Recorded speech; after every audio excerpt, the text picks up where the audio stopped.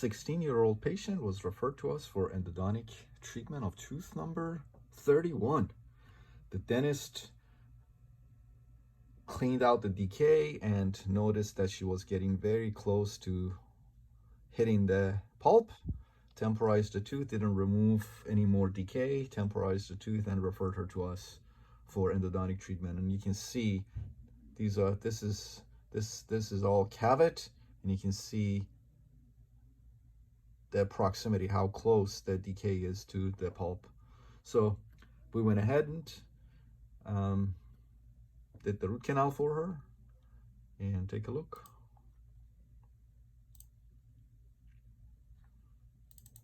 And here's the post-op. 3 mesial canals, mesiobuccal, middle mesial, mesiolingual, and of course a distal canal there. Everything went great. As you can see, we temporized the tooth and referred the patient back to her dentist for the permanent restoration. Be really careful with these second molars and their proximity to the inferior alveolar nerve canal. You must be very, very careful with these teeth when you're doing root canals on them. And always trough, of course, for the middle mesial canal. This patient with an extensive medical history was referred to me for endodontic treatment of tooth number 30 by her periodontist. As you can see, the periodontist hemisectioned the distal half of the tooth and wants to save the mesial half of the tooth. So refer the patient to us for endodontic treatment of what is remaining of tooth number 30. Okay, so in these situations, you must be very careful because there is really not much tooth structure that remains here. So you don't want to make the situation worse and perf out this way.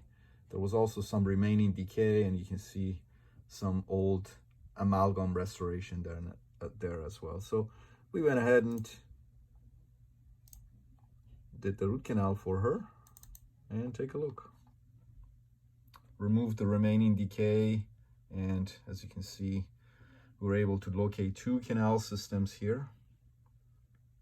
Everything went great. As you can see, we went ahead and referred the patient back to her dentist and of course the periodontist later for the restoration, the permanent restoration for this tooth, or what remains of tooth number 30.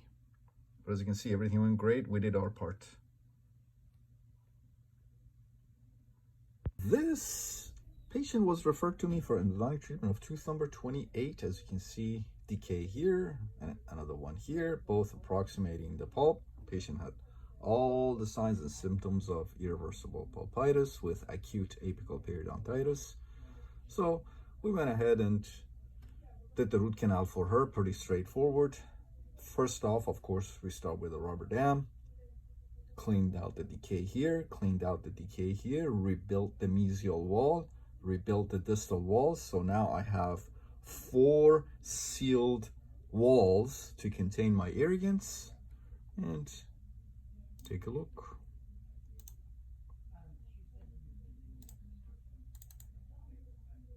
And here's the post-op. As you can see, everything went beautifully. Rebuilt the mesial wall, rebuilt the distal wall. Again, you can see that before we even start the root canal. You must do that. If you don't do that, you're making a huge mistake, because now your walls are not sealed. You only have perhaps the buccal and lingual wall, and then you get saliva and bacteria seeping through the rubber dam, if you even use a rubber dam.